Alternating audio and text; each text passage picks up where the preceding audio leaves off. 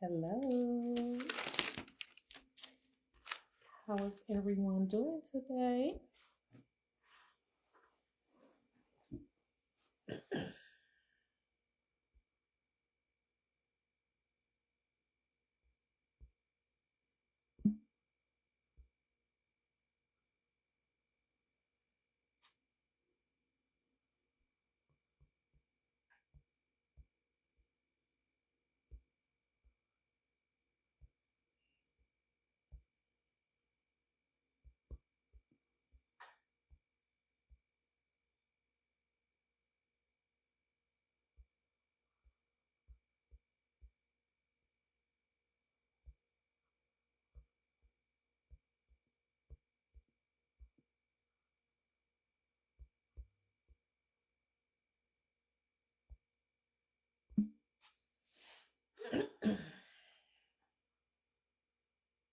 Hello.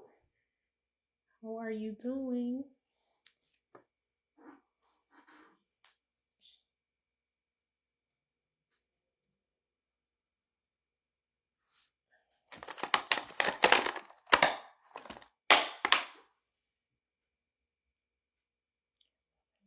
Hello.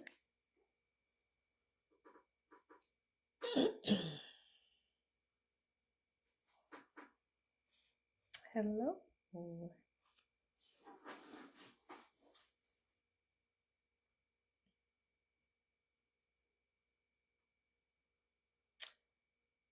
One of these times I'm going to bring some of y'all happy Wednesday. I'm going to invite y'all on camera so y'all can come on and chat with me. Hello.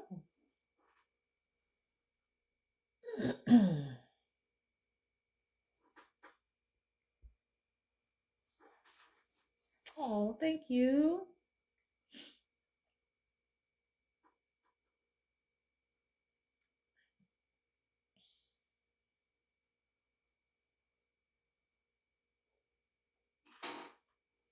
Thank you. Thank you. Let's see what time is. Okay. Last week I asked y'all about your favorite worship song. I don't know what I'm gonna ask this week. I might not ask anything. Hello.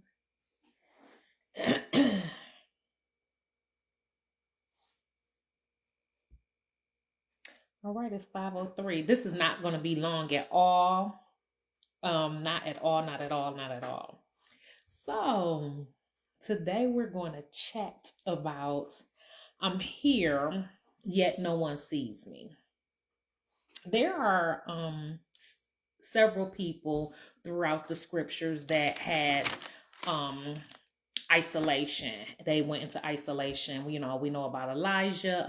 God had Elijah sleeping by the creek. And of course we know Jesus when he was in the wilderness when he did the 40 days and 40 nights, but he also had his time when he was in Gethsemane. And then we have Joshua, his brothers threw him in the pit. And then he also had several bouts in prison. And then Jonah, he was in the fish. And then Daniel in the lion's den. But there's a person that I want to chat about today that doesn't even have a name. This person is mentioned in the scriptures, but I don't know this person to have a name. And this is the woman with the issue of blood. And her story is seen in Matthew 9 and Mark 5 and in Luke 8. And as who we know her to be, the woman with the issue of blood, she had been bleeding for 12 years. And she had spent all her money trying to get healed. And it said that it got worse when she went to the doctor. So they were just taking her money. They couldn't heal her. She just had this issue. And under the law, she was considered unclean. and she was considered ceremonially unclean. And we can read about that in Leviticus 15:25-30. And it talks about what all a woman would have to do when she was dealing with the issue with her menstrual cycle. Even after having a child, whenever there was a discharge of blood, like there's a whole, during those 5 verses, it tells you everything that a woman had to do under the law. And so the Jews actually still practice some of that today.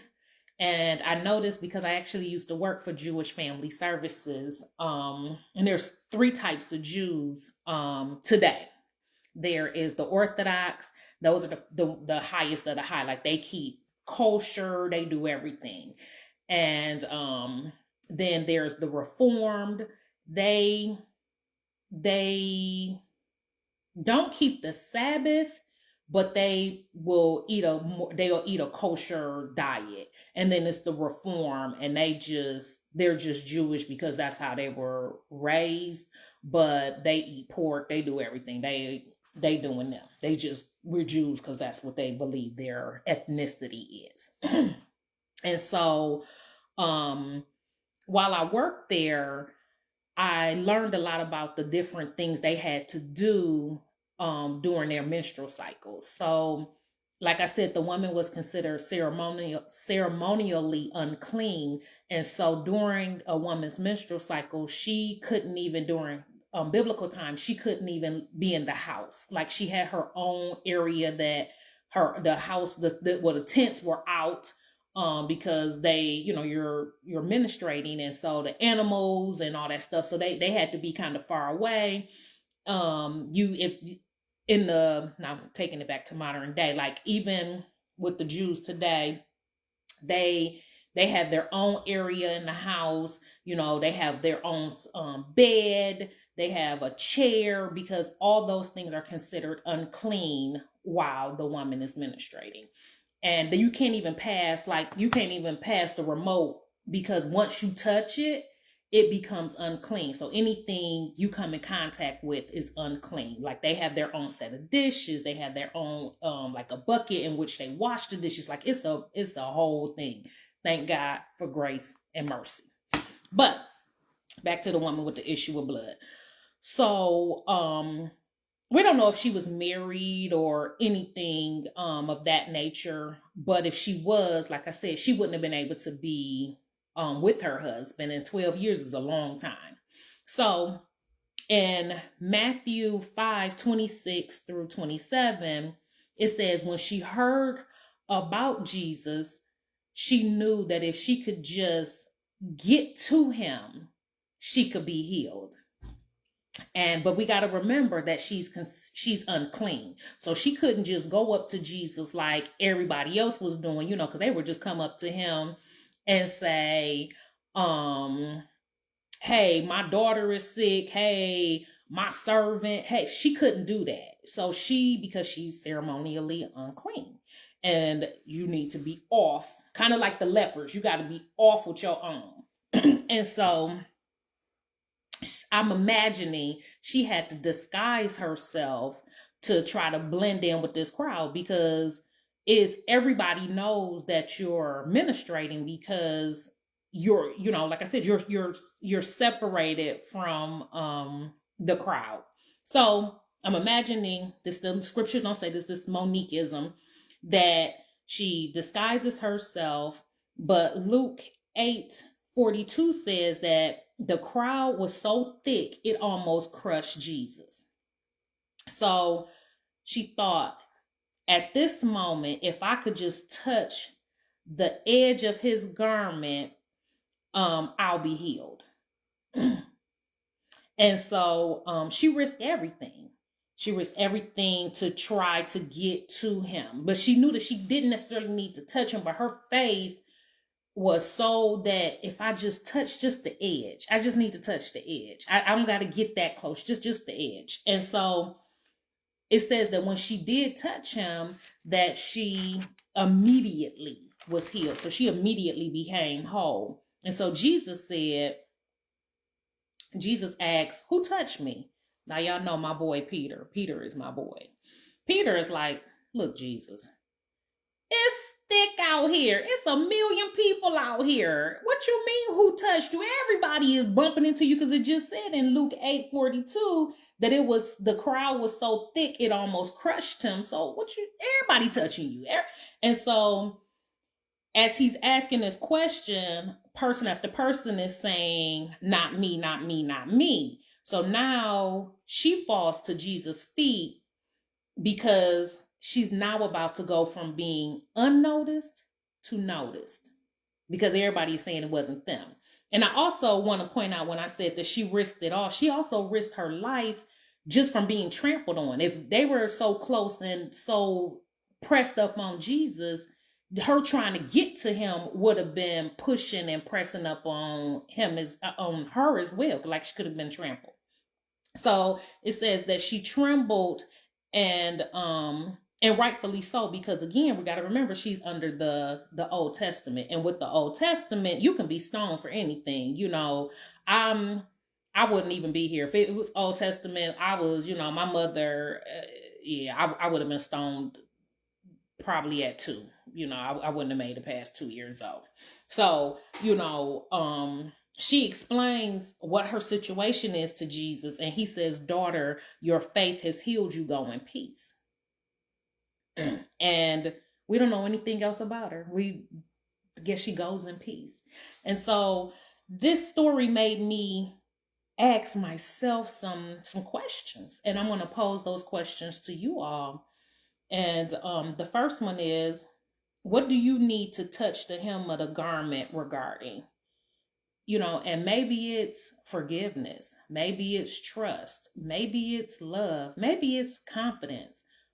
But all of us have an issue with something, and we all need to touch the hem of his garment regarding something. Do we truly believe that if we connect with Christ, that we will be healed? And I struggle with that. I believe that with everything in me, but then I'm always picking it back up. So as much as I believe it, I struggle, self-control, that's me. I struggle with going back. I'm like, Lord, help me raise my daughter. And then I add some Monique back on that. But so I keep going back to trying to pick it back up, instead of just laying it there and leaving it there. And so the one thing I loved about her is she made no excuse.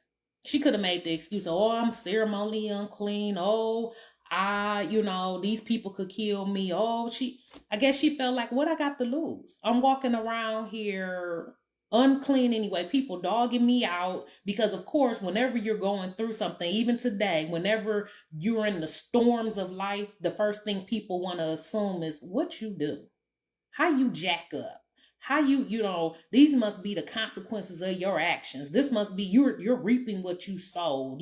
And sometimes you could just be like Job. Job didn't do anything.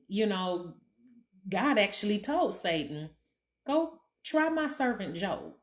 So sometimes we deal with an issue because it's to draw us closer to him. And so what are you willing to risk to be in alignment with Christ? And so that's also a hard one for me. I remember my aunt, I don't know if she was talking to me when she said this or if I was ear hustling. Either way it goes, she told her children, don't do anything that's going to cause me to have to make a decision between you and God, because I'm picking God every time. So y'all make whatever decisions you want to make in life. Just know that I'm not going to make a decision between you and God. You're going to lose. It's God all day long. And so she took that hard stance, and I'm like, wow, am I that sold out for Christ that I can take that hard stand and, be bold enough to, I don't care what this is. I don't care who it is. I'm going to be King Jesus all day, and you're going to have to figure it out. And are we really ready to lay it at his feet? Like I said before, we lay it there, pick it back up, lay it there, pick it back up. So are we really ready to just lay it there and leave it there. And it can just be something from your past. I'm in a parenting class, and today's lesson was on teens and drug use. And I thank you, Jesus. That's not our issue. But it triggered me about my own experience. As you guys know, my father was killed when I was young, and he was killed by a drug dealer. And so that lesson triggered me. It triggered me to have to deal with the fact that I'm not completely healed from the death of my father. And my father was killed in 86. Like, that was a long, long time ago. But and it shows up in my male female relationships because I try to fix. I want to fix. I want to help. And there's nothing wrong with wanting to help people and be there for people, but at what expense? Everything is not my assignment. Every broken piece is I'm not supposed to put it back together. And so that's something that class had to kind of, and that the class didn't have anything to do with that, but that was the lesson that I learned from being in the class, just examining myself, that, hey, you gotta let this go. This isn't your assignment anymore. And it's okay to pass the class and move on. So the next thing is, does God have you in a season of isolation? And for me, I'm going to say God has me in a season of isolation. I have, moving down to Huntsville, I just knew I was going to get in, I was like, oh, I have such this big personality. And yes, many gods. Oh my goodness. Yes. Moving down here, I thought, oh, my personality, and I can come here and I'm going to make all these new friends, and I'm going to do this and I'm going to do that. And God is like, nope, it's time for you to just sit down. Just sit down and be still. I need to work on you. I got some things in you that's still broken. You're bleeding. You don't even realize you're bleeding on people who didn't cut you. And I didn't even recognize some of the things that I was doing where I was bleeding on people, but it was showing up in how I would talk to them. It would show up in not being soft to people. It would show up in not being long suffering with people. It just would show up. And so at first I was angry with God, because I was like, I'm here all by myself. And don't get me wrong, I have people who love me here. I'm not saying that. But I thought that I was gonna get to be the girl hanging out with the brunch people. I thought I was gonna be the girl doing, and God's like, no, that's not what I got you down here to do. I have a different mission, and you can either choose to be in isolation and heal, or you can choose to be in isolation and grow weary and bitter. And so I'm choosing to heal in this season. I'm really choosing to just ask God to show me. And as he shows me, like he did today, when he showed me in that class about drugs, I ain't never, because of my father, I never have used anything. And you would think that I would have just been sitting in the class like this, and I was just having aha moments. And so that's it. I told y'all it wasn't going to be long. That's it. So I hope that you all are ready to just touch the hem of God's or Jesus garment and move on. And he's ready. He's ready. He's just waiting on us to make the decision, because his will is going to be done either way it go.